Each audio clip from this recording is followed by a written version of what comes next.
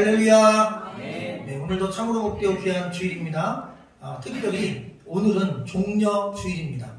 종려주일이라고 하는 날은 예수님께서 예루살렘에 입성하실 때, 막 그 성에 막 들어가실 때 수많은 백성들이 나와서 예수 그리스도의 예루살렘에 들어오심을 환영했습니다. 그때 그들이 손에 종려나무 가지를 들고 흔들면서 환영했어요. 호산나 예수여, 다윗의 자손 예수여 환영합니다.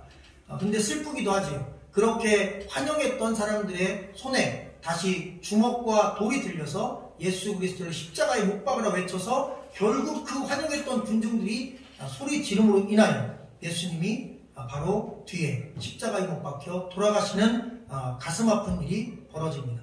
또한 이번 주 월요일부터 토요일까지는 고난주간입니다. 왜 기독교에 이런 절기가 있냐면 우리의 신앙이 물론 매주 고난주간 부활주일로 생각하고 하나님 섬기면 좋지요. 그런데 이런 고난주간이나 부활절 이런 시즌이 정기적으로 봄에 또 가을에는 뭐 감사주일, 성탄주일 이렇게 있는 기독교 절기는 우리의 신앙의 마디를 형성하게 해줍니다. 그래서 매년 어떤 일이 있어도 고난주간을 우리가 한번 거치면서 고난의 십자가 메시지를 듣게 되고 부활절을 거치면서 부활하신 주님의 소식을 정기적으로 듣게 됩니다. 그러다 보면 우리 신앙 안에 십자가 복음이 들어오고 부활의 신앙이 들어옵니다. 그리고 예수 성탄의 복음이 들어오고 감사절기를 통해서 감사의 신앙이 들어오게 됩니다. 그리고 다른 주간에는 성경 안에 있는 수많은 주제로 우리가 말씀을 들으며 신앙이 성숙하게 됩니다. 그래서 절기는 우리의 신앙의 마디를 굵게 만드는 아주 중요한 시기라고 생각합니다. 또한 주일날은 다음 돌아오는 주일은 부활주일입니다.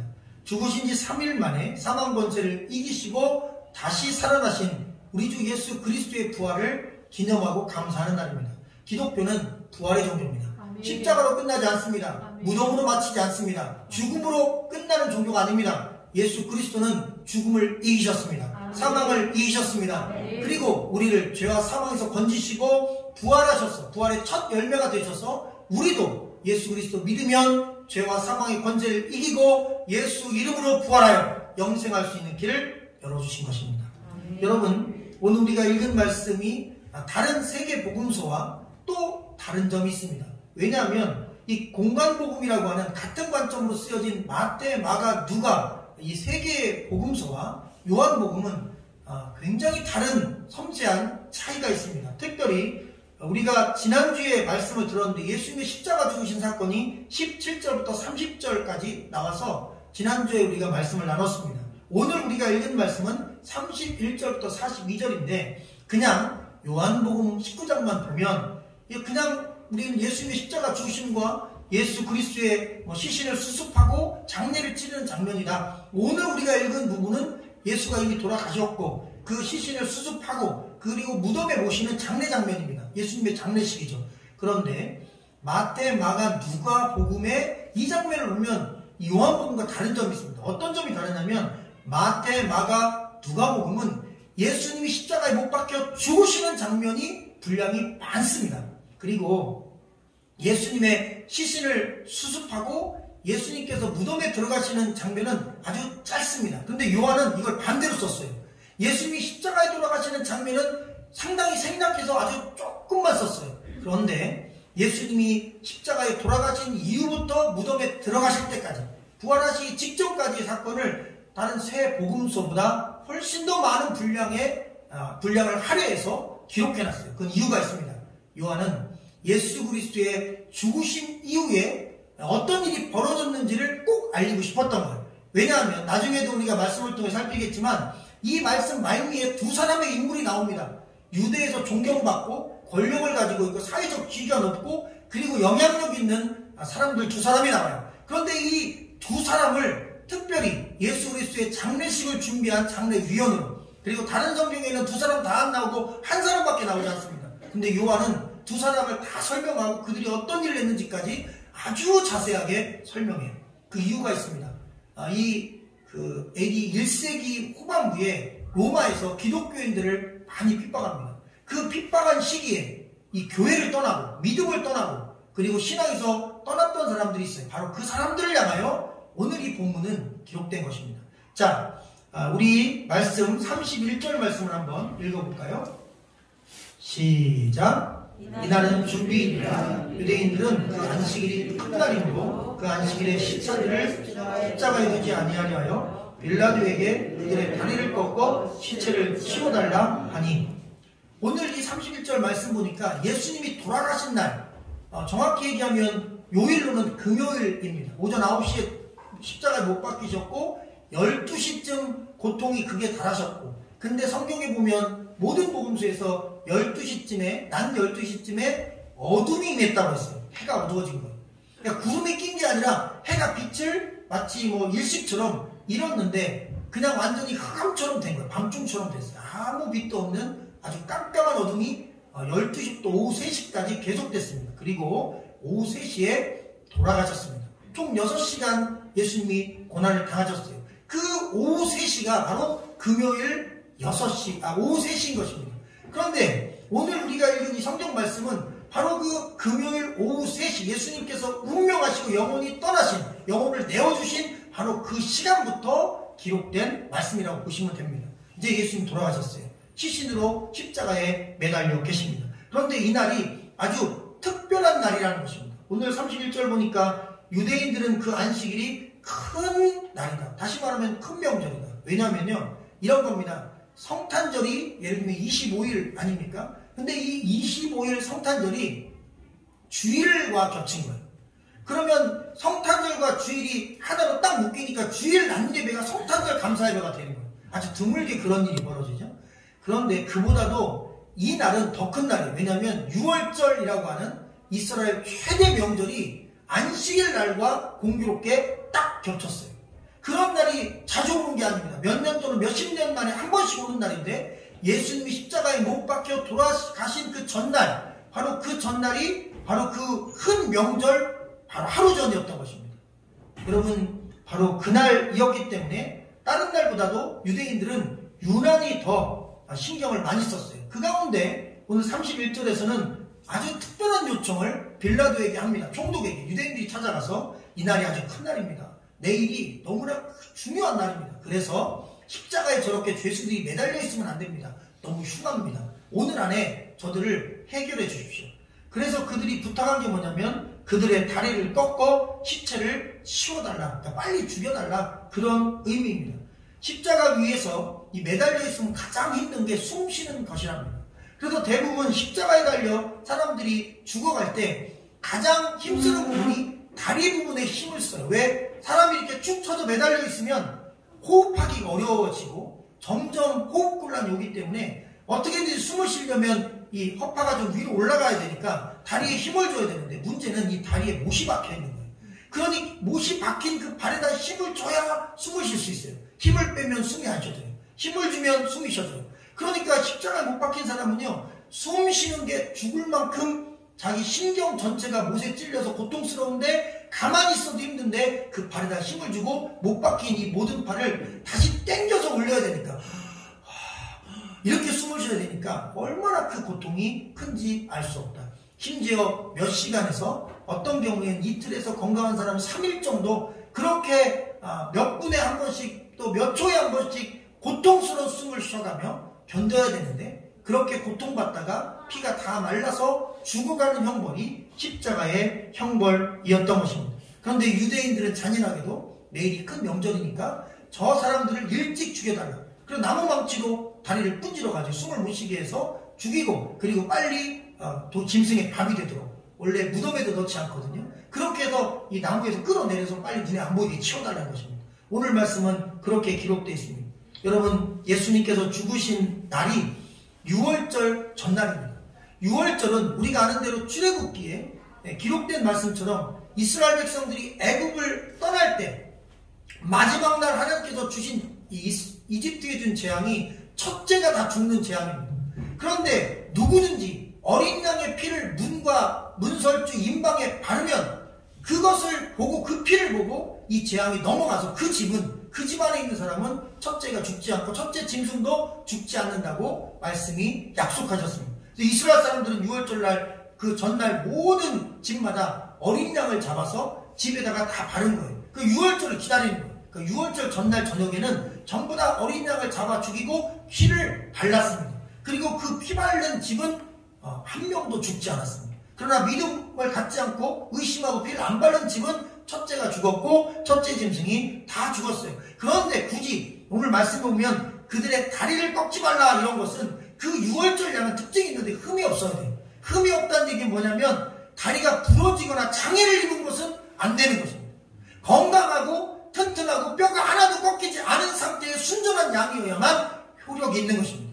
그래서 이 말씀은 뭐냐면 예수 그리스도가 돌아가셨다는 거예요. 그런데 그 예수 그리스도는 6월절 전날 이스라엘 백성들이 바로 그 재앙, 죽음의 재앙을 피하기 위해 잡았던 어린 양과 이 예수 그리스도가 동일한 상징적 의미를 갖고 있다는 것입니다. 그래서 예수 그리스도의 흘리신 그 피가 우리로 하여금 패스오버 6월 넘어가게 만드는데 무엇을 넘어가냐면 죄로부터, 그 죄의 치명적인 독인 사망으로부터, 심판으로부터 여러분 우리를 껑충 띄어서 넘어가게 하사 우리를 용서받게 하시고 심판에서 피하게 하시고 구원에 이르게 하시고 죽음을 넘어 영생하게 만드는 그 생명의 피, 구원의 피라는 것을 다시 한번 요한은 강조하고 있다는 사실을 기억하기를 주의 이름으로 축원합니다.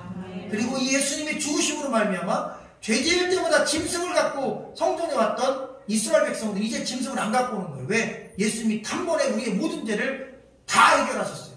그래서 우리는 성전에 올 때마다 이제 그런 짐승의 피가 필요 없기 때문에 그런 짐승을 가져오지 않습니다. 믿음으로 와서 예수님의 그 복음만을 내가 영적으로 확인하고 가면 됩니다. 신하고 가면 됩니다. 예수 이름으로 그때그때 우리의 삶의 모든 죄가 해결됨을 믿으시기를 주의 이름으로 축원합니다. 34절을 한번 읽어볼까요? 시작. 그중 한 군인이 창으로 옆구리를 찌르니 곧 피와 물이 나오더라. 아멘. 여기 창이라는 단어가 나오는데 원어는 롱케라는 단어입니다. 실제로는 그냥 창이라고 뭉뚱그려 말하지 않고 롱케는 창끝, 바늘 끝, 송곳 끝 이런 뜻입니다. 그 창끝으로 날카롭고 가는 창끝으로 예수님을 찔렀다고 되어 있어요. 그리고 우리가 읽은 성경 말고 에티오피아 성경에 보면 이 창끝을 섬세하게도 오른쪽에서 찔렀다고 써놨어요. 그럼 여러분 생각해보세요. 사람이 매달려 있고 저 밑에서 저 높이에 있는 사람을 오른쪽에서 왼쪽으로 찌른 거예요. 그럼 여기서 들어가서 이쪽으로 나오는 겁니다. 그럼 밑에서 위로 찔렀기 때문에 그 창끝은 이 내장기관과 옆구리를 통과하여 그 창끝 롱케, 창끝은 심장까지 가는 것입니다. 그래서 심장을 뚫어버리는 것입니다.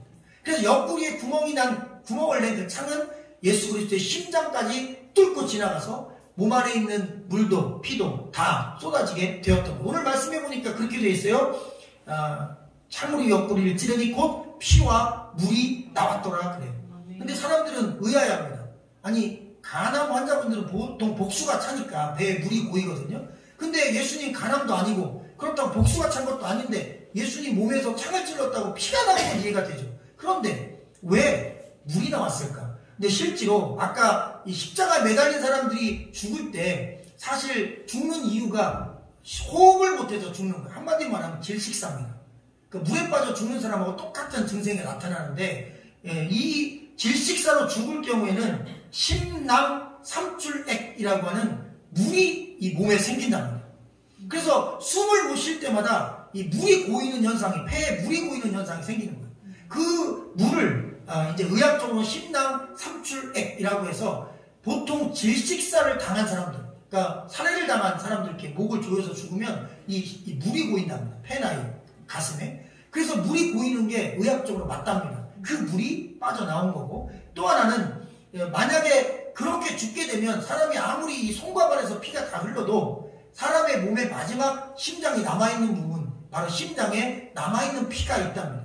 그래서 심장에 피가 물리기 때문에 심장 안과 밖에 피가 어느 정도 고여서 그건 몸 밖으로 자연스럽게 나오지 않는답니다. 근데 예수님이 죽으신 목적은 그분의 피를 다 쏟기 위해서 돌아가시는 거예요.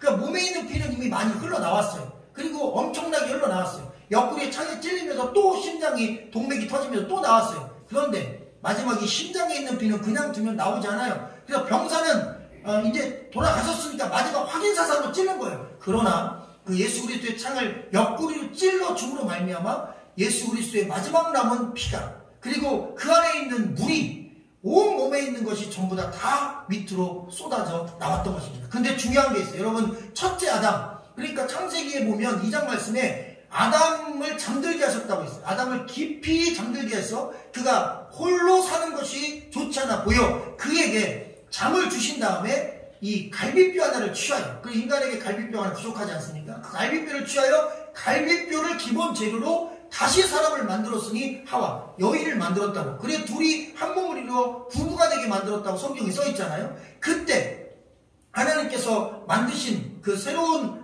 생명을 창조하신 방법이 아담을 깊이 잠들게 하신 거예요. 근데 성경에서요, 믿는 자의 죽음을 잠들게 했다고 합니다. 믿는 자를 잠자는 성도라고 합니다. 우리가 그래서 마지막 부활의 때 잠자는 성도가 무덤에서 일어난다고 되어 있어요. 그 기독교인들은 죽음이 아닙니다. 죽음이 끝이 아닙니다. 여러분, 그게 엔딩이 아니에요. 왜? 기독교인들은 부활했기 때문에 잠자는 것입니다. 여러분, 왜 우리가 잠자는 걸 잠잔다고 합니까? 깨어나니까 그래요. 그래서 우리가 인간적으로, 의학적으로 볼 땐 죽은 거죠. 그런데 성경적으로, 신학적으로, 그리고 믿음 안에서, 하나님의 말씀 안에서 보면 그리스도인들은 잠자는 거예요. 여러분, 우리 죽는 게 아닙니다. 잠자는 거예요. 그리고 하나님이 예수 그리스도가 다시 이 땅에 오실 때 우리는 무덤에서 일어나는 것입니다. 혹시 우리가 화장이 되어 가루가 되어 재가 되어 흔들려도 질량 불분의 법칙에 의해서 우리의 몸을 구성하고 있던, 뼈를 구성하고 있던 모든 원재료는 먼지가 되어 전세계 전우주 어디에 흩어져 있어도 성경 말씀해 보니까 그게 다시 하나가 되어 다시 한 몸을 이루고 내 몸의 원소는 그 가루가 되어도 그대로 이 우주에 존재한답니다. 질량 그대로.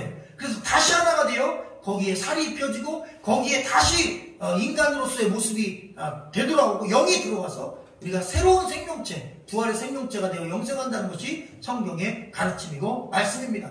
바로 그때 그 갈비뼈로 인간을 만드신데 옆구리에서 갈비뼈를 뽑아내서 새로운 생명을 창조하십니다. 그런데 오늘 말씀 보니까 또 옆구리에 창이 찔렸어요. 근데 이번에는 뼈가 나온 게 아니라 예수 그리스도의 옆구리에서 두 번째 아담인 예수 그리스도에게서는 물이 나왔고 피가 나왔어요. 그런데 이 물과 피도 역시 생명을 창조하는 것입니다. 왜? 우리는 아담과 죄악의 타락의 이후에 인류는 지옥 백성이 되고, 그리고 또 우리에게 죄가 들어옴으로 말미암아 우리는 영생할 수 없는 불영생에 영생할 수 없는 그러한 유한한 생명체로 남았습니다. 그래서 우리가 이 죄를 해결할 수 없고, 그리고 영생할 수 없고, 사망 권세에 이길 수 없는 존재가 되었어요. 그런데 예수 그리스도가 우리를 다시 만들어 주신 것입니다. 그 몸 안에 있는 물로 우리의 죄를, 우리의 그 부족함을 씻어주시고 세례받듯이, 그리고 그 안에 있는 피로, 그 붉은 피로 우리의 모든 영혼의 죄를 다 맑게 씻어주신 거예요. 물로 한번 세례받듯이 씻어주시고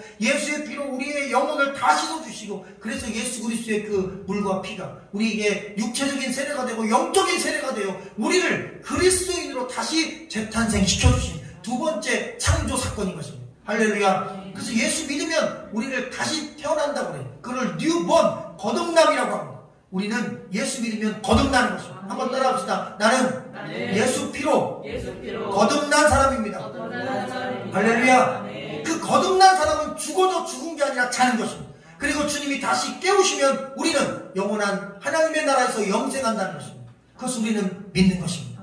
예수가 그것을 위해서 십자가에 못 박혀 창의 옆구리가 찔려 심장까지 터치면서 남아있는 물과 남아있는 피를 다 쏟아 저와 여러분을 구원하시고 살리심을 믿으시기를 주님의 이름으로 간절히 축원합니다. 할렐루야. 우리 38절과 9절을 마지막으로 한번 읽어볼까요? 38절부터 시작. 아리마대 사람 요셉은 예수의 제자이나 유대인이 두려워 그것을 숨기더니 2일 후에 빌라도에게 예수의 시체를 가져가기를 구하매 빌라도가 허락하는지라. 이에 가서 예수의 시체를 가져가니라. 일찍이 예수께 밤에 찾아왔던 니고데모도 보리약과 침향 섞은 것을 100리트라쯤 가지고 온지라. 아멘. 서두에서 말씀드린 대로 이 38절과 9절이 사실상 다른 성경에는 이 말씀이 다 없습니다. 아리마대 사람 요셉 이야기만 간략하게 설명이 되어 있고, 그것도 간략하게, 그리고 심지어 니고데모가 침향과 이 모략을 가져왔다는 얘기는 아예 없어요. 그러니까 이 이야기는 아예 안 들어있어요. 요한은 이 사건을 좀 더 풍성하게, 그리고 실제로 곁에 지켜보면서 자세하게 기록했어요. 이유가 있습니다. 이 요한복음이 기록된 목적과도 부합합니다. 아까도 말씀드린 대로 핍박받는 시기였어요. 그러면 핍박받으면 사람들이 어떻게 될까요? 그리스도를 떠납니다. 특히 누가 많이 떠나냐면 가진 게 많은 사람들이 많이 떠나요. 가진 게 없고 가난한 사람들은 우리가 성지순례 가보면 카타콤이라고 해서 지하에 땅굴을 파고요. 그 어려운 사람들이 신앙을 지키기 위해 어차피 세상에 많은 거 가진 것도 아니니까 다 버리고 그냥 믿음만 지키다가 마지막에 죽겠다 생각하고 땅속에 들어가서 거기서 남은 시간 견디다가 순교 많이 했습니다. 근데 누가 그 일을 안 했냐면 가진 게 많은 사람들이 그랬어요. 집이 저택인 사람들, 공회 회원, 국회의원인 사람들, 장관인 사람들, 그리고 나름대로 권세가 있었던 사람들, 상업체가 있었던 사업체가 컸던 사람들은 가진 게 너무 많고 부유하다 보니까 그걸 내려놓기가 불가능했던 거예요. 그 사람들은 타협했어요. 어떻게 이 어려운 시기만 좀 지나가자. 내가 마음으로는 믿지. 그런데 지금 겉으로 믿는다고 하면 내 재산 뺏겨, 가족들 다 주고 나도 주고, 그러니까 살 길을 찾자. 그래서 겉으로는 안 믿는 척, 배교한 척하고 속으로는 마음으로 믿는 거예요. 사실상 참 배신자나 마찬가지죠. 그래도 신앙을 버릴 수는 없으니까 속으로 믿는 겁니다. 근데 겉으로 못 믿는 거예요. 북한에 있는 우리 그리스도인들이 그렇죠. 근데 그분들을 욕할 수 있습니까? 내가 예수 믿습니다 하고 오늘 죽어요. 나만 죽어요. 우리 아이들 다 죽어요. 그럼 죽을 수는 없는 거예요. 그래서 몰래 마음으로 믿는 거예요. 몰래 숨어서 하나님을 찬양하는 거예요. 심지어 북한에 있는 성도들은 찬양을 소리 안 내고 입만 뻥긋뻥긋하면서 찬양을 한대요. 왜? 옆집에서 지나가다 들으면 예배 소리 때문에 안 되니까 성경도 눈으로만 읽고 기도도 마음으로만 하고 그래서 모여서 예배를 드리는데 소리가 하나도 안 나는 거예요. 노사운드 소리가 하나도 안 나요. 왜? 잡히면 죽으니까요. 그래서 그때 당시에도 마찬가지로 그렇게 기득권 세력들은 잃을 게 많은 사람들은 주님을 많이 교회를 떠나서 교회가 텅텅 비게 되었던 것입니다. 그런데 바로 그 사람들, 그 잃는 독자들에게 이 두 사람을 소개하는 거예요. 두 사람은 아리마대 사람 요셉과 니고데모인데 공교롭게 이 두 사람이 다 국회의원입니다. 사내들인 회원이 70명밖에 안 되는 이스라엘 백성 통틀어 그 수많은 사람들 중에 딱 70명만 해당하는 사회 지도층 인사고 부자고 가진 게 많은 사람들입니다. 그 첫 번째가 아리마대 사람 요셉입니다. 이 사람은 사내들인 공회 의원이고 부자고 그리고 믿음이 있어서 재판할 때 재판석에서 유일하게 70명 중에 이 사람 한 사람만 예수 그리스도 십자가 못 받는 거 불법이다. 그분을 죽이면 안 된다. 그렇게 반대표를 던진 거예요. 내가 그리스도이나 마련하지 않았어요. 그러나 이 재판은 불법이다. 밤에하면 안 된다. 그것도 불법이다. 그러면서 혼자 반대표를 던진 용기 있는 사람이긴 했어요. 그러나 그럼에도 불구하고 그는 유대인들이 두려워. 오늘 38절 말씀처럼 나는 그리스도야 라고 사람들 앞에 커밍아웃은 못했던 숨은 그리스도인이고 예수님의 제자였습니다. 자, 그런데 바로 이 사람이 변화된 거예요. 아니 그렇게 예수님 살아계실 때는 나는 예수 믿는 사람이다 한마디도 못했던 사람이 예수가 죽어서 시체로 왔잖아요. 그런데 빌라도를 찾아갑니다. 그리고 당당하게 빌라도에게 이 시체, 예수 그리스도의 시체는 내가 가져가서 장사 지내겠다. 그리고 국회의원이고 공회 회원이고 빌라도와 자주 만나는 친분 있는 사이니까 평민들은 뭐 총독을 어떻게 만납니까? 대통령인데. 근데 이 사람은 아무 때나 만날 수 있는 사회 지도층이다 보니까 찾아가서 내가 장사 지낼 테니까 예수 그리스도의 시체가 짐승의 밥이 되지 않도록 해달라. 그래서 허락해줬다는 거예요. 그리고 예수님의 시체를 안식일 저녁 6시부터 이제 안식일입니다. 우리는 아침이 하루 시작이지만 그 사람들은 저녁이 되면 다음 날인 거예요. 그래서 저녁 6시부터는 토요일이 되는 것입니다. 안식일. 그래서 6시 되기 전에 시체를 내려서 무덤까지 가져가야 돼. 왜? 안식일 날은 물건을 옮기면 안 돼. 안식일 날은 장례식도 하면 안 돼. 그래서 주어진 시간은 3시간밖에 없는 거예요. 그러니까 오후 3시에 예수님 돌아가셨어. 돌아가시자마자 이 아리마대 사람 요셉은 그 현장에서 결정한 거예요. 내가 이분을 장사 지내야 되겠다. 그리고 그 3시간밖에 안 되는 시간에 말을 타고 달렸는지 뛰었는지 모르지만 여러분 로마 총독관저에 가서 시체를 달라고 얘기하고 그리고 다시 그 증서를 가지고 와서 백부장에게 내가 이 시체에 대한 권한을 받았으니 시체 내놔라. 그래서 자기 종들이 예수님 내려서 시체를 모시고 자기 무덤이 있는 산까지 또 옮겨갔어요. 무려 3시간 만에. 그런데 문제는 어떻게 이 비포 애프터가 너무 달라졌잖아요. 예수님 살아계실 때는 살아계신 예수님이 곁에 계실 때는 무서워서 예수 믿는다는 말을 못했던 사람이에요. 예수님 돌아가셨는데 예수님이 기적을 행할 수 있습니까? 예수님이 능력이 있습니까? 이제 다 돌아가서 영혼도 없고 몸은 그냥 누워 계신 거예요. 우리 인간의 죽음이랑 똑같이 아무것도 못하는 그냥 누워있는 시체. 말씀 묵상해보니까 이게 너무 은혜스러운 거예요. 왜? 이 아리마대 사람 요셉이 아무 도움도 안 되는 오히려 이 장례를 치르면 자기 재산 나가요. 무덤 엄청 비쌉니다. 부자 아니면 자기가 직접 무덤을 만들지 못합니다. 왜? 땅굴을 파서 멀쩡한 산에 땅굴을 파서 무덤을 만들어야 되는데 그게 지금으로 얘기하면 수억 원이 들어가는 일입니다. 그래서 부자가 아니면 그런 무덤을 못 만들어요. 여러 사람, 집안 대대로 그냥 여러 분을 모실 수 있는 큰 무덤입니다. 아무도 안 썼어요. 나부터 들어가고 그 다음 내 후손 자자손손 쓰려고 크게 만들었어요. 거기에다가 예수님을 자기 무덤에다가 예수님을 독채로 모신 겁니다. 아무도 안 쓴 새 무덤을, 왕이라 쓰는 무덤을 그런 큰 무덤에 모신 거예요. 그것도 그 과정 중에 만약에 유대인들에게 들통나면 자기는 파면될 수 있고 공회의원 자리도 잃을 수 있고 재산도 위협받을 수 있고 죽을 수도 있어요. 누구든지 예수를 시인하면 죽인다는 결의를 이미 한 상태인 걸 얘도 알아요. 그런데 그거 두려워하지 않고 그냥 했어요. 그래서 어떻게 이런 일이 벌어질 수 있는가? 왜 변화됐는가? 이유는 딱 한 가지에서 찾을 수 있었습니다. 여러분, 아리마대 사람 요셉은 예수 그리스도의 십자가를 목격하기 전과 후가 완전히 달라졌어요. 예수님의 십자가를 보기 전에는 살아있는 예수님을 보고도 담대한 신앙을 못 가졌어요. 근데 그가 변화됐어요. 그가 죽음도 무서워하지 않는 신앙을 갖게 됐어요. 그가 진짜 믿음을 갖게 됐어요. 나를 죽일 테면 죽여라. 내가 가지고 있는 그 어떤 것도 다 내놓을 수 있다. 공회회원 내놓을 수 있다. 국회의원 자리 내놓을 수 있다. 내 재산 내놓을 수 있다. 사회적 지위 버릴 수 있다. 목숨도 위협받을 수 있다. 괜찮다. 완전히 확 변한 거예요. 뭔가 이 사람의 마음과 영혼을 사로잡은 거예요. 그것은 그 변화의 그 놀라운 영향력은 예수 그리스도의 십자가의 죽음을 현장에서 목격하면서 그렇게 된 것입니다. 할렐루야. 여러분, 제자들은 어떻습니까? 다 죽었어요. 12제자 살아계실 때 예수님의 제자다 그들은 외치고 다녔는데 예수님 돌아가실 때 어디 갔습니까? 예수님의 힘없는 시체 앞에서 누가 장례식을 치른 제자가 있습니까? 아무도 없어요. 그런데 아리마대 사람 요셉은 평소에는 두려워했는데 십자가 현장에 가서 보고 변화된 거예요. 문제가 있어요. 12제자는 십자가 현장에 오지 못했습니다. 예수 그리스도의 십자가 현장을 직접 목격하지 못했어요. 요한이나 아주 극소수의 사람들만 목격해서 그 사람에게 요한복음을 쓴 것이고 그 안에서 직접 목격했던 아리마대 사람 요셉은 그 예수 그리스도의 죽으심을 보는 순간 더 이상은 내가 숨겨진 그리스도인이 될 수 없다.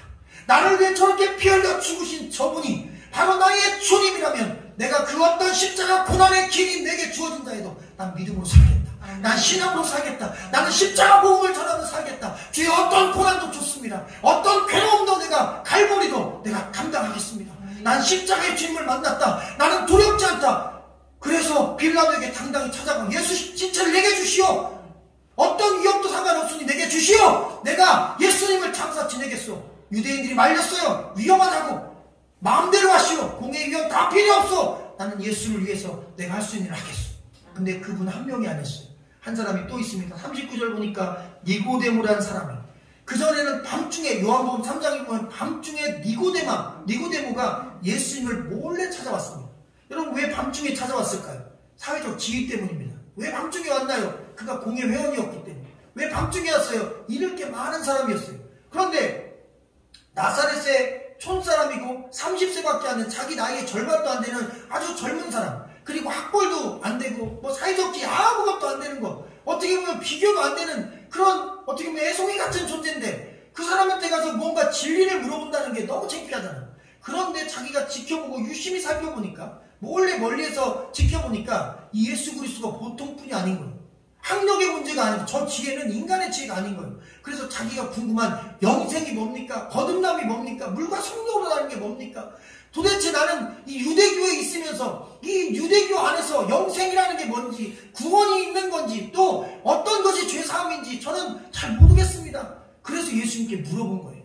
어떻게 사람이 거듭날 수 있는지, 또 영생이 무엇인지 예수님을 통해서 그 영생과 거듭남의 비밀에 대한 이야기를 듣게 됩니다. 그러고도 그는 공개적인 그리스도인이 되지 못합니다. 그날 그 밤에 예수 그리스도를 믿기로만 결정합니다. 그리고 사회적 지위와 재산 때문에 숨겨진 그리스도인, 그러니까 공개하지 않은 마음으로만 믿는 그리스도인, 예수 곁에 직접 가지 않아요. 그 뒤로 한 번도 나타나지 않습니다. 제자가 되지도 않습니다. 그냥 마음으로만 예수를 믿어요. 근데 그도 십자가 앞에 갔습니다. 그리고 십자가에서 예수가 피 흘려 죽어가시면서 주여 저들이 알지 못하여 나에게 십자가 못지르라고 채찍질하고 나를 죽입니다. 알지 못하여 그가 하오니 저들을 용서하여 주옵소서. 그 말씀에 그 마음이 무너집니다. 저들의 죄를 용서하여 주시옵소서. 저들에게 벌을 주지 마시옵소서. 저들이 몰라서 그렇사옵니다. 그리고 다 이루었습니다. 아버지 내 영혼을 받으시옵소서. 주님께서 마지막 하시는 그 십자가 피 흘리시는 장면을 보고 그도 변화된 것입니다. 여러분, 신앙은 여러분 십자가까지 가야 됩니다. 여러분 갈보리까지 가야 됩니다. 우리의 영혼이 예수의 십자가 앞에 서본 경험이 있으면 죽을 때까지 예수 안 떠납니다. 할렐루야. 여러분 코로나요? 여러분 그런 게 있다고 해서 우리의 믿음이 흔들려요? 안 흔들립니다. 우리의 신앙이 빗나가요? 안 빗나갑니다. 여러분 지금 한국교회가 큰일 났습니다. 왠지 아십니까? 예수 믿고 교회 다니는 사람들 중에 이번 코로나 때문에요 교회를 완전히 떠난 분들이 한두 명이 아닙니다. 그리고 주일학교나 교육부서는 아예 아이들이 없어요. 학생부, 청년부, 주일학교 막 수천 명, 수백 명 되던 교회들도 예배조차도 안 드려요. 왜? 부모님들이 안 보내요. 왜? 위험하니까요. 아예. 그러면 그 친구들이 뭐 영상 예배를 드리냐? 영상 예배도 아예 접속도 안 해요. 아예 교회를 끄는 거예요. 교회 관계 완전히 끊었어요. 그게 뭐냐면 예수를 완전히 떠난 것입니다. 코로나를 통하여 그동안 교회 안에 있던 많은 분들이 교회를 떠났고 그리고 말씀과의 관계를 끊었어요. 교회에서 영상을 준비해도 그 영상 자체도 보지도 않아요. 왜? 한두 번 보다가 그 다음부터는 아예 끊어버리는 거예요. 그러다 보면 주님과의 관계가 완전히 끊어지는 것입니다. 그런데 그렇게 교회를 떠난 분들이 문제가 아닌 것입니다. 왜? 교회는 성도들을 이 십자가 복음 앞에 서게 해드려야 됩니다. 할렐루야. 그러니까 우리가 이렇게 다시 보이는 거예요. 아멘. 아멘. 자 보십시오. 코로나 이전과 지금 우리가 제가 볼 때 오늘 뭐 코로나 기간 전체 통틀어 오늘 가장 많이 오셨네요. 할렐루야. 아멘. 아멘. 여러분 우리는 코로나를 이렇게 믿음으로 건너왔어요. 할렐루야. 힘들었지만 못 올 때는 영상으로 보시면서 중간중간 제게 피드백 주시고 감사하죠. 그리고 직접 현장 예배 드리시고 또 직장이 우리를 코로나 때문에 교회 못 나가게 막는 직장도 많아요. 사람을 관계하는 직장은요 교회에 나가서 코로나 걸렸다고 하면 죄인 취급해요. 그거 못 나가는 거예요. 내가 누군가 사람을 만나거나 관리하면 어려운 것입니다. 그래서 영상으로 예배 보면 어렵게 코로나를 우리가 건너왔어요. 여러분 그런데 중요한 게 있습니다. 코로나 이전이든 지금은 여전히 여기 있다는 것입니다. 여전히 우리가 주님의 교회에 있다는 것입니다. 여전히 주님의 말씀 앞에 있다는 것입니다. 어떤 어려움이 있어도 많이 어려우면 영상으로라도 하나님 말씀 앞에 있다는 것입니다. 여러분 십자가 앞에 있다는 것입니다. 제가 작년 초에 이 사복음서 강의를 시작했습니다. 그래서 지금 1년 됐는데 아니 제가 그 날짜를 맞추려고 한 건 아닙니다. 근데 오늘이 십자가 복음 마지막 설교고 요한복음의 다음 주가 20장 이후에 있는 부활절 설교예요. 21장 설교는 하지 않을 것입니다. 왜? 전전주에 베드로의 회심에 대한 이야기는 이미 한번 다루었기 때문에 21장 설교는 하지 않아도 됩니다. 20장으로 원래 요한복음 끝입니다. 이것을 기록 가문하고 31절에 끝나는 거예요. 다음 주 부활절 설교 들으면 요한복음 강해가 끝납니다. 여러분 그렇게 해서 우리가 사복음서를 사실 1년 동안 뭐 현장에서 또 영상으로 우리가 들으신 거예요. 이 어려운 기간에. 왜 제가 이 사복음서를 선택했냐면 위기가 왔어요. 왜? 이 코로나 기간에 아차 잘못하면 이 구약부터 죽을 떠나가다 보면 차분차분하게 설교를 하다 보면 복음과 멀어질 수도 있겠다. 왜? 이 구약 성경부터 하다 보면 예수 복음을 좀 강조하기 어렵거든요. 성경 이야기나 인물을 하다 보면 그 믿음을 강조하다 보면 신앙이 좀 더디게 성장할 수 있는 방향이 있어요. 그런데 복음은 바로 예수님만 만나잖아요. 할렐루야. 그래서 이 기간에는 다른 거 설교 못하겠다. 매주 예수만 설교하자. 할렐루야. 그래서 1년 동안 저는 예수만 설교했어요. 할렐루야. 그리고 이렇게 우리가 코로나를 이제 끝나는 기간까지 오게 됩니다. 처음에는 코로나 기간이었고 지금은 위드 코로나 마지막 기간이고 위드 코로나 끝나면 엔드 코로나가 돼서 이제 모든 코로나 관련된 게 끝나면서 이게 코로나도 감기로 일반적인 감기로 처리가 되면 우리는 그냥 일상적인 삶을 하면서 감기 걸리면 병원 가서 그냥 가시면 끝나는 것입니다. 아무 문제 없고 옛날처럼 코로나 걸리면 죄인 취급받았지만 지금은 이제 그런 것도 필요 없는 것입니다. 우리가 건강하게만 지나가면 감기인 것입니다. 그래도 물론 조심해야죠. 아직 엔드 코로나 되지 않았습니다. 어쨌든 그런 위기감 때문에 우리가 복음 앞에 서야 된다. 그래서 오늘 그 마지막 메시지인 것입니다. 십자가 복음. 다음 주는 부활이니까요. 여러분 우리가 골고다까지 가야 됩니다. 아멘. 십자가 앞에 내 영혼이 한번 서봐야 돼요. 여러분 이 십자가 지난주 말씀처럼 예수님이 자기 십자가를 지고 갔지만 여러분 예수님 거 아닙니다. 저와 여러분 겁니다. 아멘. 우리 죄 때문에 예수님이 우리의 죄를 자기 죄로 십자가로 지고 돌아가신 거예요. 그리고 심장에 남은 마지막 피까지 폐에 남은 마지막 그 붉은 물까지 다 쏟아낸 거예요. 그 물이 맑았겠습니까? 심장에 있는 피가 쏟아지고 여기에 있는 물이 쏟아져 나왔다는데 그 물이 맑았겠어요? 핏물이죠. 어떻게 보면 다 피가 쏟아진 것입니다. 몸에 있는 수분이 다 빠져나간 것입니다. 자기에 있는 몸에 있는 모든 수분으로 우리의 죄를 얼룩을 닦아주신 것입니다. 여러분 이 세상에 누가 자기 목숨 바쳐 우리를 사랑하셨습니까? 예수 그리스도밖에 없습니다. 앞으로 코로나 말고도 어떤 위협이 우리에게 신앙적으로 다가올 수 있어요. 또 사람이 위협할 수 있고 직장이 위협할 수 있고 또 우리에게 좋지 않은 안 좋은 그런 어떤 사건 환경이 우리의 신앙을 흔들 수 있어요. 그러나 끝까지 흔들리지 않는 오늘 이 아리마대 사람 요셉과 니고데모를 보니까 흔들리지 않는 신앙을 한 유일한 비결은 십자가 앞에 서는 것입니다. 그 십자가가 나의 십자가임을 인정하는 것입니다. 우리 주 예수 그리스도가 나 때문에 죽었다는 사실에 대하여 인격적이고 그리고 온전한 진실한 신앙의 고백이 우리 안에 있다면 우리는 이것을 이길 수 있음을 믿으시기를 주님의 이름으로 간절히 축원합니다. 여러분, 예수님은 태어나실 때 알몸으로 태어나시고 그리고 아무것도 어린아이의 옷을 입지 못하고 그냥 엄마 아빠의 옷에 이렇게 둘러싸여가지고 그리고 그렇게 알몸으로 마구간에서 초라하게 태어나셨어요. 그런데 예수님이 돌아가실 때도요, 사실 알몸으로 돌아가셨습니다. 우리 성화에 보면 뭐 이렇게 대충 중요 부위를 가렸지만 실제적으로 그것도 군인들이 다 벗겨가지고 제비뽑기에서 가져갔어요. 그러니까 예수님은 하나님의 아들인데 알몸으로 말이죠.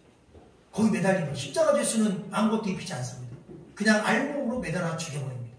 그런데 예수님이 태어날 때도 알몸이고 그리고 마구간이고 그리고 예수님 돌아가실 때도 알몸이고 그리고 공교롭게도 나무 십자가예요. 살아계서 처음 이 땅에 오셔서 누우셨던 것도 이 말 밥그릇이 나무로 짜여진 건데 그 나무 위에 그리고 돌아가실 때도 나무 위에. 그런데 중요한 게 있어요. 요한이 이것을 강조하고 싶었던 거예요.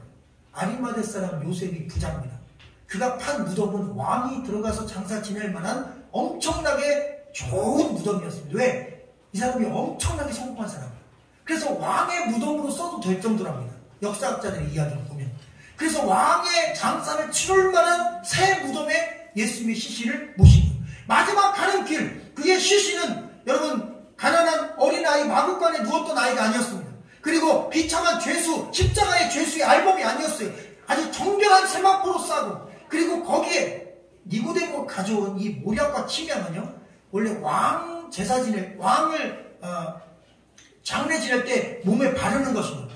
이집트 사람들은 여기 보면 유대인의 장례법으로 치렀다고 했는데 이집트 사람들은요, 고위관직자들을 이 미라를 만듭니다. 여러분, 미라가 뭐냐면 박제하는 것입니다. 이 속에 있는 내장하고 머리 다 긁어내가지고 껍데기만 남겨놓고 속에다가 다른 걸로 채워서 그래서 이 돌돌 말아놓은 게 미라거든요. 그게 그들의 장례법인데 예수님의 시신은 하나도 훼손하지 않았어요. 유대인들은 훼손하지 않아요. 그리고 깨끗이 씻어주는데 이 모략과 향신료로 씻어요. 가난한 사람들은 싸구려 향신료, 부유한 사람들은 모략과 이 침향 같은 비싼 건데 이게 금보다 비싼 거예요. 그런데 무려 오늘 보니까 100리트라라고 돼 있어요. 옛날 성경에는 100근이라고 돼 있어요. 근데 근은 잘못된 거예요. 왜? 우리나라가 따지는 이 근 개념하고 이 그람 수가 좀 달라요. 어쨌든 이 100리트라는 32.6kg이나 되는 향수예요. 여러분 생각해보세요. 프랑스 때 가장 비싼 향수 32kg 얼마일까요? 요 조그만 데 들었어도 몇십만원, 비싼 건 100만원, 1000만원도 합니다. 근데 이게 왕의 몸을 바를 때 쓰는 건데 32kg를 가져왔다면 여러분 니고데모는 전 재산 팔았습니다. 그가 십자가를 보고 그냥 어떻게 보면 미친 거예요. 내가 가진 모든 걸 다 투자해서 그 3시간 만에 32kg이나 되는 가장 비싼 왕의 향신료를 구해온 것입니다. 그리고 장례를 치러줬어요. 예수님의 마지막은 왕으로서 돌아가셨습니다. 예수님 우리의 왕이십니다. 아멘. 요한은 이 내용을 강조하는 것입니다. 그 왕이신 주님을 왕으로 영원 무궁토록 섬깁시다. 예수밖에 없습니다. 기도하겠습니다.